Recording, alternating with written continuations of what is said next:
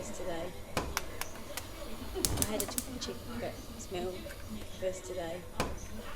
I had a 20 chicken breakfast meal first today. I had a 20 chicken breakfast meal first today. I had a 20 chicken nugget box meal for breakfast today. I had a 20 chicken nugget box meal for breakfast today. I had a 20 chicken nugget box meal for breakfast today.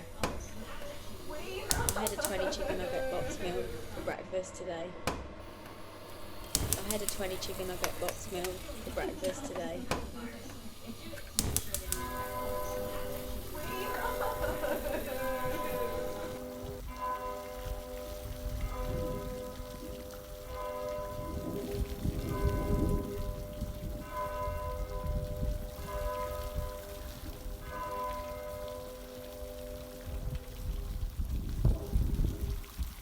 In the morning, I would probably have a pain au chocolat or a croissant, something light, or like cereal if I'm feeling to get up and go into my kitchen.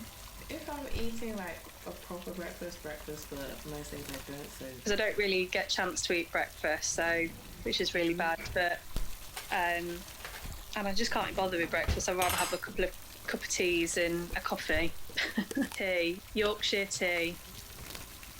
Like strong builder's tea. I don't like any of this weak nonsense. But yeah, in the early days of the business when we first opened, I was was still working at Rolls-Royce full time, and we would open at 8:30. I would go in with her at 7 o'clock in the morning, and we would prepare all the things that we needed for that day.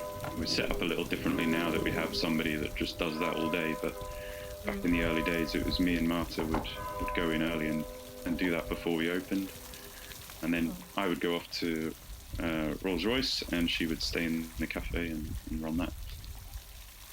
Yeah, that's about the most that we would bake together is because of really nice. All my friends that I have now I've met through the job, and my girlfriend I met through the job. It's a massive social aspect, and I've tried to work out of the industry to see, because it was like, it is, your life becomes your work when you work in this industry. It's not something you leave behind at 5 o'clock. And I've tried to do things that are 9 to 5s, and I can't do it. Like mentally, I can't sit at a desk. Hello, good afternoon. Welcome to this BBC News special as we await a coronavirus briefing from Downing Street this afternoon. Our latest headlines. A race against time. More than 2.5 million vaccinations against coronavirus have already been given across the UK. That's according to the head of NHS England. But the Prime Minister says it is still vital that people stick to the rules.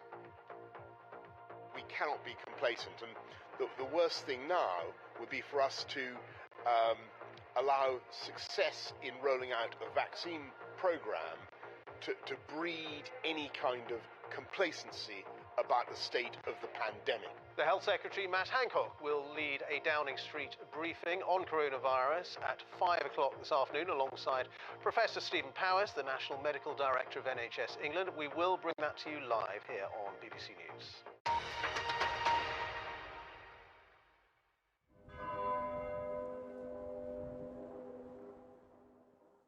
Yeah, so I don't know if it's relevant, but I'll start off saying this, that I'm very anti-Tory. Be loads of businesses, unfortunately, that have had to close, and so there's lots of property available, but at the same time, it needs to come with like government policy of reduced business rates and these kind of things. So through lockdown, I did like a postal service for Cakesicles. I don't know if you've seen them on my Instagram, but they're literally like cake lolly sticks. They're about that big. In fact, I've got one in the kitchen. I'm just doing my Christmas hampers. I personally think that the government think they're helping the industry, but they're damaging it to the point where it's going to be beyond repair eventually. They're crippling people.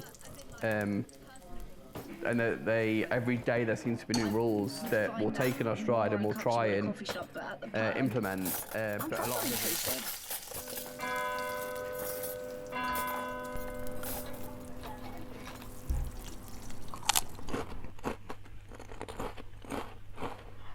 I'll tell you what I'm a big fan at the moment. Aldi do the biscuits, like a little cracker biscuit that's got salt and black pepper in them, and I just put a bit of butter on them, quite like that. But I don't know, I could demolish a jar of pickled onions. I don't know if you saw my pickled onion review last Christmas, where I did about 20 jars of pickled onions. I didn't eat 20 jars, but I ate a lot out of each one. Food, I'm open to anything. I'll try any food. The only thing I don't like, right, which cracks the family up, because I said, if I ever do go on I'm a Celebrity, olives. I can't eat olives. They make me gag. It's like, they get stuck in my mouth and they won't go down. I think I'd rather eat a kangaroo cock than an olive. It's just, I can't do it.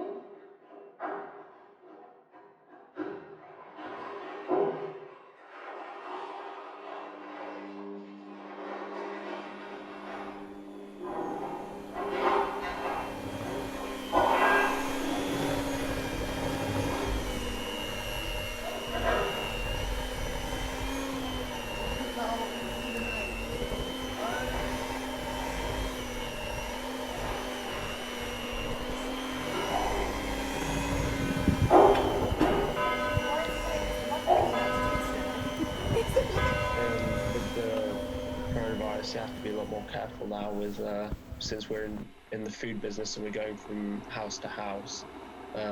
Like I got a message, so I had to self-isolate for like 5 days because I'd been, going to so many restaurants and houses that I inevitably came across someone who'd gone who had the virus. So it's sort of a negative, I guess, of the job.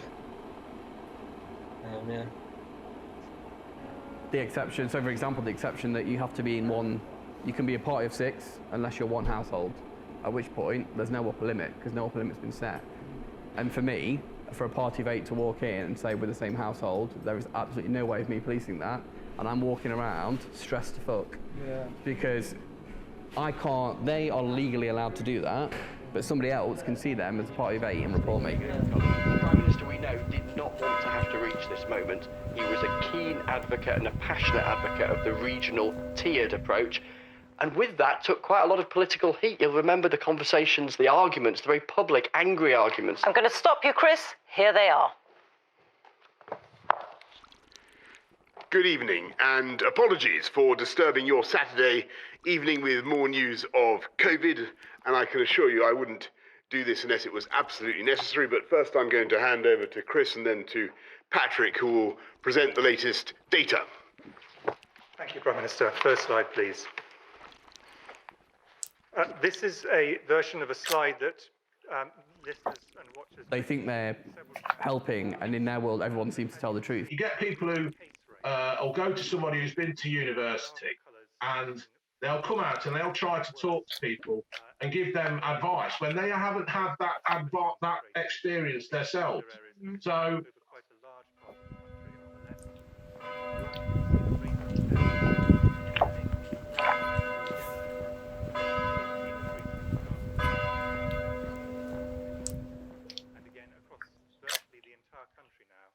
I'd go with dinner probably.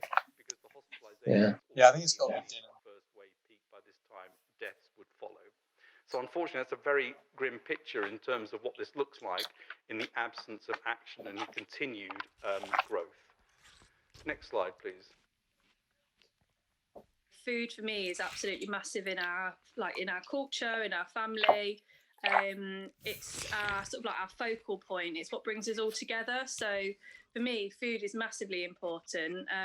I'd actually rather go out for a nice meal, or just kind of go out and have nibbles, or when lockdown goes and we can get back to some normality, having friends around for nibbles and food, that's my main sort of thing that kind of brings me together with everyone. And like I say, it's part of our culture. It's how we communicate. So yeah, it's really important to me.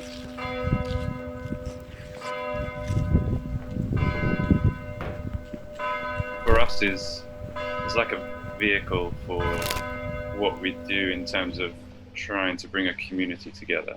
So food is genuinely one of the things that makes me the happiest. I'm a big time comfort eater. After a day's graft or coming home from work, and I do love to sit down and have a nice meal. We used to sit around the TV and watch. It was rubbish. But anyway, about 3-4 years ago, we've decided to not have the TV on. We sit in the kitchen, we eat, and we discuss things.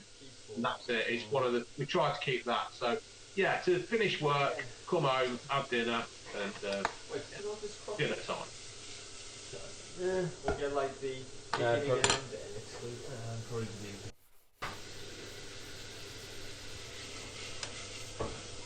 oh, the meatballs keep breaking down, that's annoying. Sometimes that does happen. Happened last time. But last time I didn't get any pizza to make enough sense. I thought it was going to be